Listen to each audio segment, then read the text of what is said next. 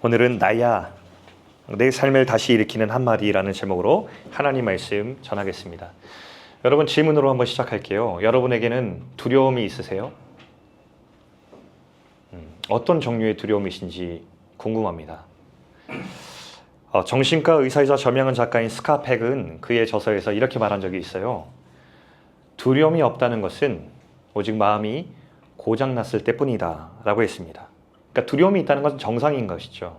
그러니까 이렇게 설명할 수 있겠어요. 사람 마음의 두려움이라는 것은 알람 같은 것입니다. 내가 위험에 처했을 때 마음속에서 요란히 울리는 이 알람 같은 두려움 때문에 우리는 위험을 멀리할 수 있고 피할 수 있죠. 순기능입니다. 하지만 두려움에는 순기능만 있는 것이 아닙니다. 도둑 같은 두려움이 있어요. 내가 받았던 은혜나 내가 누리고 있는 기쁨이나 아니면 미래에 대한 소망을 훔쳐가는 두려움이 있습니다. 이 두려움을 만나면 내가 아직 당하지 않는, 내가 벌어지지 않는 일 때문에 현재 누리는 모든 기쁨이 다 빼앗겨버리는 고통을 경험하게 됩니다. 이 고통을 가리켜서 디모데후서 1장 7절에 이렇게 얘기하는 거예요. 하나님이 우리에게 주신 것은 두려운 마음이 아니다. 성경에 두려워하지 말라는 말이 되게 많이 나오는데 365번 나온답니다. 누군가가 이렇게 해석했어요. 우리는 두려워할 수밖에 없는 존재라 하나님께서 매일 1년 365일 두려워하지 말라고 우리에게 말씀하신다. 저는 하나님의 형상으로 살아갈 때 우리가 빼앗기는 기쁨, 이것이 많은 경우 두려움 때문이라는 것을 볼 때 두려움, 이런 두려움 때문에 우리가 하나님의 형상으로 살아가는 기쁨을 빼앗겨서는 안 된다라는 이 생각을 가지고 오늘 본문을 여러분과 나누고 싶습니다. 오늘 본문에 보면 제자들은 어둑하게 깊은 밤 망망한 바다 한가운데를 지나고 있었습니다. 여러분, 예수님 당시 기준으로 갈릴리 바다를 이쪽에서 저편으로 건널 때 2-3시간 걸린대요. 빠르면 2시간, 바람이나 어떤 경우에 3시간이 걸릴 때도 있대요. 근데 성경 기록에 보면 저물매 출발했습니다. 그러면 저물매 7시를 기준으로 보통 9시, 10시면 도착을 해야 되는데 성경에 이 바다 한가운데 있는 이 사람들이 있었던 시각을 따져보니까 새벽 3시가 넘어간다고 얘기했습니다. 여전히 바다 한가운데 있는 이유가 무엇이었느냐? 풍랑을 만났기 때문이고 밤새 이 폭풍과 사투를 벌였기 때문인 것이죠. 마태복음 14장 24절 말씀 한번 볼까요? 같이 한번 읽어보겠습니다. 자, 시작. 배가 이미 육지에서 술이나 떠나서 바람이 거스름으로 물결로 말미암아 고난을 당하더라, 이렇게 나와 있습니다. 이 고난, 밤새 사투를 벌이고 있는 이 상황을 고난이란 말로 잘 표현해주고 있습니다. 그리고 이 본문은 우리 삶과 지금 연결을 시켜주고 있는데 사실은 밤새 사투를 벌이고 있는 듯한 이 모습이 우리의 모습과도 같습니다. 밤새 나아가지 못해요. 물결 때문에 거스릅니다. 그러니까 밤이 새도록 이 파도와 싸우면서 사투를 벌이고 있는 모습은 우리의 모습을 보여주고 있어요. 여러분, 그런 적 없으십니까? 밤새 나를 붙들고 있는 두려움과 싸우느라 잠 못 이룬 적이 없으십니까? 내 걱정과 불안 때문에 내가 앞으로 나아가지 못하고 이것이 내 삶의 기쁨을 빼앗고 나를 혼비백산에 빠뜨린 적은 없으세요? 남의 이야기가 아닌 것입니다. 그래서 고난이라는 단어를 성경에서 선택하고 있습니다. 이 본문이 우리에게 주는 유익은 무엇입니까? 사실 이게 우리 모습이라는 거예요. 그런데 우리는 우리가 흔히 보여주는 모습을 성경 속에 있는 본문의 모습을 통해서 객관적으로 관찰할 수 있는 기회를 주고 있는 것입니다. 여러분, 그 관찰의 시각을 가지고 오늘 이 본문을 살펴보면 좋겠어요. 자, 우리가 그렇게 분투하고 있을 때, 그리고 제자들이 보트 위에서 분투하고 있을 때 예수님께서 이 배를 찾아오십니다. 그리고 바다 위를 걸어오셨어요. 근데 제자들이 뭐라고 했는지 아세요? 마태복음 14장 26절에 보면 제자들이 그가 바다 위로 걸어오심을 보고 놀라 유령이라 하며 무서워하며 소리를 지르거든. 여러분, 이 말은 되게 우스꽝스러운 장면이기도 하지만 여러분, 우수라고 기록한 장면이 아니고요. 제자들이 예수님을 알아보지 못했다는 겁니다. 바다 위를 걸어오셨기 때문에 제자들이 놀란 게 아닐 거예요. 왜냐하면 제자들은 그동안 예수님이 바다 위를 걷는 것 이상의 기적들을 많이 봤어요. 근데 왜 놀랐을까요? 두려움이 그들의 눈을 가렸기 때문에 예수님이 찾아왔을 때 유령이다 소리를 질러버린 거예요. 두려움이란 도둑은 예수님이라고 하는 분과 함께 누렸던 기억과 예수님에 대한 신뢰를 훔쳐갔습니다. 자, 여러분 화면 보시면 유령이라는 헬라어 원어가 판타스마라는 단어인데요. 여기서 나온 단어가 뭐냐면 판타지와 판타즘입니다. 뜻은 착각, 허구, 허상 이런 뜻입니다. 그러니까 정리하면 무슨 뜻이냐면요. 지금 이 사람들이 예수님이 유령이다라고 한 것은 그동안 예수님과 누렸던 정말 살아계신 예수님이 아니라 그 고난 중에서 두려움 속에서 예수님을 뭐로 여긴 거냐면 허구처럼 여기고 내가 만났던 예수님이 그동안 착각이었구나 라는 마음으로 소리를 지르고 있다는 것입니다. 여러분 우리 모습과 너무나 비슷해요. 우리가 예수님을 사랑합니다, 신뢰합니다 하다가 우리가 고난에 처하고 우리가 두려움에 휩싸이면 우리가 뭐라고 반응 보이냐면요.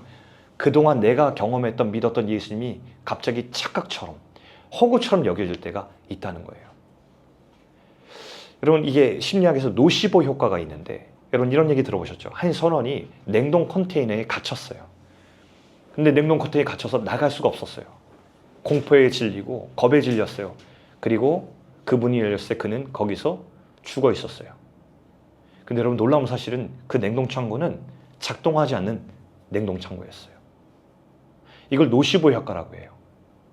내가 두려움이 너무 많이 있으면 현실이 그렇지 않은데도 불구하고 두려움 때문에 눈이 멀어서 나에게 죽음을 선물하는 거예요. 오늘 제자들도 마찬가지의 경험이었던 거예요. 그리고 우리도 마찬가지인 거예요. 여러분 이런 경험이 있죠. 내가 주변 상황이 너무 힘들고 두렵고 불안하면 냉동고 안에 갇힌 것처럼 느낄 때가 있어요. 너무 답답해요. 직장에서의 스트레스가 우리를 옥죄어오고요. 가정에서 일어나는 내가 예측할 수 없고 내가 통제할 수 없는 일들이 나를 얼마나 두렵고 힘들게 만드는지 몰라요. 예기치 않은 건강에 이슈가 생기고요. 인간관계에 절망스러운 일들이 생기고 나면 우리는 실제 상황보다 더 큰 불안과 공포를 막 느끼게 돼요. 그때 우리에게 일어나는 현상이 뭐예요? 내 하나님은 어디 계시지? 저만 겪는 문제는 아닐 거예요. 저는 많이 지금까지 겪어왔는데 아마 여러분에게 동일한 일들이 일어났을 거라 생각이 듭니다. 유령이다 라고 외치는 그 제자들에게 예수님께서 이제 말씀하신 내용이 그 다음 구절입니다. 이렇게 나오죠. 안심하라, 나니 두려워하지 말라. 예수님은 두려워하지 말라는 이유를 장황하게 설명하실 필요도 없으셨고 그렇게 하지 않으셨어요. 딱 한마디 하셨어요. 너희가 두렵지 않고 용기를 낼 이유가 딱 한 가지 있어. 그 말을 뭐라고 설명하십니까? 나니, 나야. 이 말뿐이었습니다. 여러분, 자 이것은 헬라어로 에고에이미인데 자 내가 여기 왔어라는 단순한 의미가 아닙니다. 이 말은 구약의 출애굽기 3장 14절에 보면은 이런 말씀이 나왔거든요.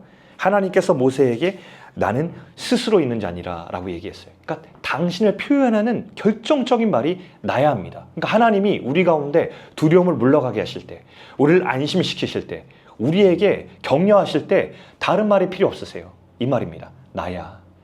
I am who I am. 나는 나야. 이 말입니다. 이 말이 굉장히 임팩트가 있는 말입니다. 제가 막내랑 대화를 나눌 때 하나님은 누가 만드셨어요? 라는 질문을 받은 적이 있습니다. 제가 이 얘기를 했습니다. 하나님은 스스로 있는 분이야. 근데 갑자기 막내의 반응이 아빠 이해가 안 가요. 만들지 않으셨다고요? 근데 어떻게 하나님이 계세요? 그게 하나님이야. 하나님은 모두를 만들었지만 하나님은 스스로 계신 분이야. 아빠 이해가 안 가요. 그래서 제가 뭐라고 했는지 알아요? 맞아. 우리가 이해할 수 없는 그 하나님이 그래서 하나님이야. 이렇게 설명한 적이 있어요. 아마 아이에게 충분치 않은 대답일지 모르겠지만 사실 곱씹어 생각해보면 그게 하나님이에요. 누가 만들지 않았지만 스스로 영원부터 영원까지 존재하시는 그분. 알파와 오메가, 처음과 나중이 되시는 그분. 영원이란 개념을 이해조차 하는 우리들에게 영원부터 영원까지 존재하는 내가 너를 만들었다고 말씀하신 창조자. 내가 너를 위해서 모든 것을 하실 수 있다고 말씀하신 전능자. 그리고 그런 내가 너를 사랑하고 포기치 않을 거라고 말씀하신 우리의 아버지. 그게 이 나야라고 하는 이 한마디에 다 포함되어 있는 결정적인 구절입니다. 그것을 혼돈과 악으로 대표되는 그 바다를 지려밟고 제자들에게 서서 말씀하시는 것이에요. 나야. 그러니까 안심해. 두려워하지 마. 여러분, 성경은 거울 같아요. 그리고 제가 아까 말씀드렸듯 관찰 카메라 같기도 합니다. 어쩌면 우리 모습을 이토록 정확히 묘사해 놓았는지 모를 정도로 정말 우리의 모습을 이렇게 보여주고 있습니다. 얼마 전까지는 우리가 큰 은혜를 받았어요. 신앙을 막 고백해요. 찬양을 드릴 때 얼마나 뜨겁게 찬양했는지 몰라요. 막 오늘 내가 순교해도 오늘 주님 앞에 막 올라갈 것처럼 그렇게 찬양을 하다가 예기치 않게 닥친 고난 앞에 하나님도 예수님도 다 허상 같다라고 느끼는 게 사실 연약한 우리의 모습입니다. 여러분은 경제적인 불안 앞에서 얼만큼 예수님을 신뢰하세요? 내 삶의 미래가 불확실할 때 그 흔들리는 인생의 배 안에서 여러분은 그 와중에도 예수님을 배 안으로 영접하세요? 아니면 불안과 걱정에 휩싸여서 예수님을 유령처럼 여겨버리고 마세요? 마가복음 6장 48절은 오늘 마태복음과 똑같은 본문을 기록하고 있는 본문인데 되게 특이한 장면 하나를 기록해요. 한번 볼까요? 바람이 거스름으로 제자들이 힘겹게 노젓는 것을 보시고 밤 사경쯤에 바다 위로 걸어서 그들에게 오사 지나가려고 하시매라고 나옵니다. 되게 이상한 구절이에요. 예수님께서 오셨는데 지나가려고 하시매라는 구절을 나와요. 여러분 정말 예수님께서 그들을 지나가려고 하셨을까요? 아닙니다. 이것은 제자들의 시각에서 기록한 구절이었어요. 제자들은 믿지 않았어요. 예수님이 그들 곁을 지나가려고 하신다고 생각했어요. 외면당한다고 생각했어요, 그들은. 근데 여러분 이 구절을 왜 여기다 굳이 성경에 기록했을까요? 하나님의 말씀은 이거예요. 아니, 나는 절대로 너희를 외면하거나 지나갈 수 없는 존재야. 이걸 강력하게 말씀하기 위해서 오늘 오히려 이 말씀을 여기 기록하셨어요. 난 절대 너 인생을 지나갈 수 없다. 자, 28절 말씀을 또 이어서 보겠습니다. 28절 말씀은 주여 만일 주님이시거든 나를 명하사 몰리로 오라 하소서. 정말 멋진 베드로의 믿음의 고백이었습니다. 그리고 실제로 예수님께서 오라 하셨더니 29절에 보면 배에서 내려 물 위를 걸어서 예수께로 가되 베드로가 물 위를 걸어서 갑니다. 너무 놀라운 장면이에요. 그런데 문제는 이 놀라운 광경이 금세 끝나버렸다는 것입니다. 오래가지 못하고 물에 빠져게 되었어요. 30절에 보니까 바람을 보고 무서워 빠져가는지라 소리 질러 이르되 주여 나를 구원하소서 하니. 그럼 베드로가 실패했어요. 처음엔 믿음으로 시작했는데 곧 실패하고 말았습니다. 성경이 왜 이런 베드로의 모습을 굳이 우리에게 보여주고 있을까? 왜냐하면 아까 말했듯 이것 또한 우리 모습이기 때문에 그렇습니다. 여러분 자신의 모습을 여기서도 발견하셨습니까? 저는 이 모습을 보면서 거울 보는 것 같았습니다. 처음에는 믿음의 고백으로 걸어가기 위해서 결단했어요. 근데 걷다 보니까 지칠 때가 오잖아요. 무서울 때가 오잖아요. 환경이 보이잖아요. 그러면 저는 물에 빠져가는 것처럼 얼마나 허욱되는지 몰라요. 분명히 처음에 예수님 한 번만 보고 걸어가기로 결단하고 그 길을 걸어가고 있었는데 어느덧 부는 강풍이 느껴지다 보니까 너무 무서운 거예요. 그러니까 빠져가요. 여러분도 그러신 적 있으시죠? 아마 인생길에서 처음엔 믿음의 결단으로 시작했다가 곧 이렇게 허우적 빠져가는 모습을 우리가 발견했을 거예요. 세스 고딘이라는 사람이 The Deep이라는 책에서 이런 얘기를 했어요. 사람들은 처음에는 새로운 것에 흥미를 느낀다. 운동, 외국어, 새로운 어떤 배움에 있어서 흥미를 느낀다. 그런데 곧 정체기가 찾아온다. 진전이 없고 예전처럼 재미가 없다. 점점 힘이 든다. 이 내리막길의 구간을 딥이라고 부른다. 이 구간을 인내로 지나야 성공을 이루지만 대부분의 사람들은 이 구간에서 멈추고 만다. 자기계발서의 저자였어요. 근데 저는 이 내용을 읽으면서 베드로가 생각나고 우리가 생각났어요. 베드로도 처음에는 믿음으로 야심차게 시작을 했어요. 근데 걷다 보니 곧 환경으로 갔어요. 무서워서 허우적대요. 그래서 실패했어요. 근데 우리가 베드로를 비난할 수 없는 것이 사람들이 이 모습 보면서 쉽게 얘기하거든요. 아니 믿음으로 시작했는데 끝까지 걸어가야지 왜 환경을 보고서 그렇게 중간에 실패했을까 이럽니다. 믿음으로 시작했다가 시간이 지나면 허우적대는 그의 모습을 비난할 수 없는 이유는 우리의 모습이 곧 이 베드로의 모습과 너무 흡사하기 때문입니다. 성경은 왜 이것을 굳이 기록했을까? 특히 베드로가 무리를 걷고 실패한 모습은 이 같은 본문 중에서 마태복음밖에 없거든요. 주님께서 이 결정적인 말씀을 해주고 싶으셨어요. 오늘 성경은 아주 중요한 장면을 우리에게 말씀하고 계세요. 자, 31절 말씀 같이 한번 읽어보면 좋겠습니다. 주보보시면서 읽어보죠. 예수께서 즉시 손을 내밀어 그를 붙잡으시며 이르시되 믿음이 작은 자여 왜 의심하였느냐 하시고, 이거예요. 여러분, 오늘 본문의 하이라이트는 여기에요. 예수께서 즉시 손을 내밀어 그를 붙잡으시며, 예수님이 즉시 베드로를 꺼내주셨다는 것이 이 본문에 가장 주목해야 될 부분이에요. 그리고 배에 베드로와 함께 오르면서 그 항해를 마치시죠. 여러분, 여기서 보여주는 것은 베드로의 믿음의 실패였어요. 근데 실패에 성경은 주목하지 않으시고 이 예수님의 즉시 건져 올리신 예수님의 손길을 경험을 했던 거예요. 베드로는 실패했지만, 아니 우리는 실패했지만 우리를 건지시는 변함없는 손길을 우리는 은혜라고 부르죠. 그럼 베드로가 여기만 실패한 게 아닙니다. 이 이후에 베드로는 그러면 여기서 실패하고 건져주신 예수님 때문에 이 다음부터는 괜찮았을까요? 아니요, 여러분. 이 다음에 성경은 의도적으로 베드로의 실패를 유난히 많이 소개하고요. 결정적으로 여러분, 그 사랑하는 예수님이 죽음의 위기 가운데 있을 때, 무고하고 죄 없으신 예수님이 십자가에 달려 돌아가실 때 예수님은 죽음으로 맹세했지만 닭이 울기 전 3번 저주하며 예수님을 부인합니다.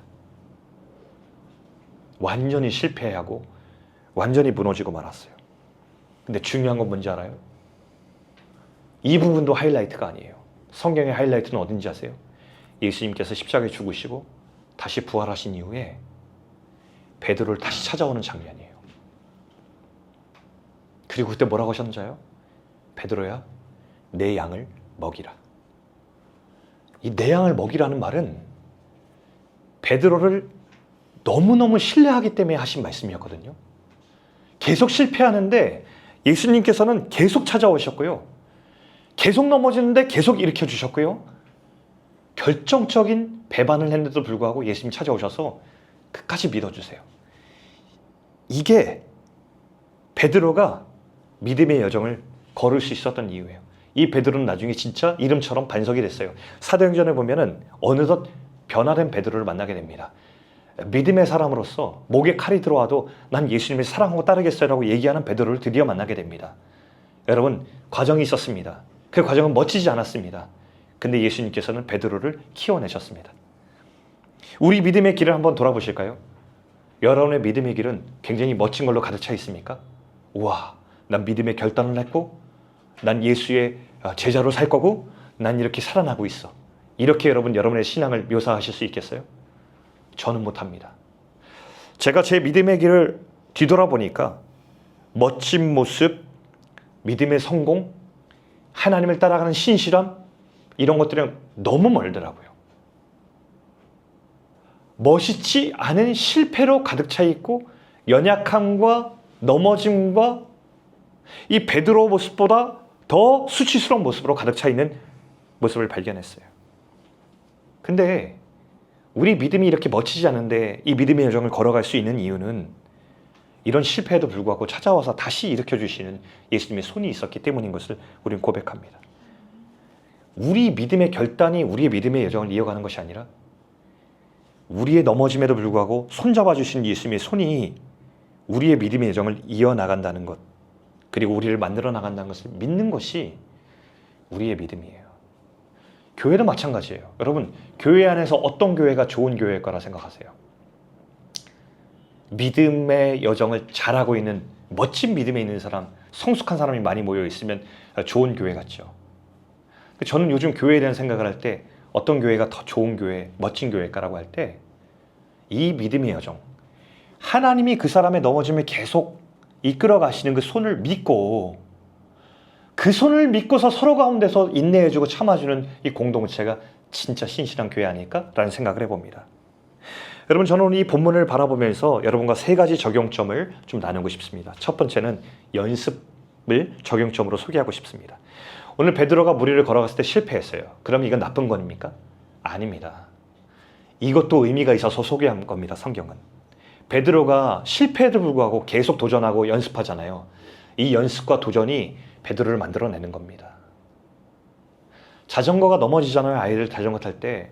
그럼 넘어지면 안 가르칩니까? 아닙니다. 연습을 더 합니다. 그 대신 연습하는 중간에는 아빠가 붙잡아주면서 일으켜주는 겁니다. 그리고 계속 가르쳐주는 겁니다. 그러다 보면 어느새 자전거를 타는 아이를 발견합니다. 도전은 좋은 것이고 연습은 필요합니다. 수영을 잘하려면 연습해야 되고 건강해지려면 운동과 식습관을 연습해야 됩니다. 그런데 우리는 때로 신앙의 영역에서만 연습 대신 하나님께 모든 책임을 돌리려고 하는 수동적인 모습을 발견해요. 여러분, 기도하고 성경 읽기 연습하자고 하면 때로는 여러분 거부감이 들 때도 있죠. 강요받는 느낌이 들 때도 있습니다. 아닙니다, 여러분. 믿음도 연습이 필요합니다. 기도 연습해야 되고 성경 읽기도 조금씩 연습해야 됩니다. 나누는 것 연습해야 되고 사랑하는 것 연습해야 됩니다. 그래야 그 연습과 도전 속에서 우리를 다시 세워주시는 하나님의 손길도 경험할 수 있는 거예요. 두 번째 적용점으로 저는 인내를 소개하고 싶어요. 왜 인내인가? 저와 여러분이 참을성이 없기 때문이죠. 특별히 어렵고 힘든 시기를 견딘 마음과 힘은 현저히 부족한 것이 저와 여러분입니다.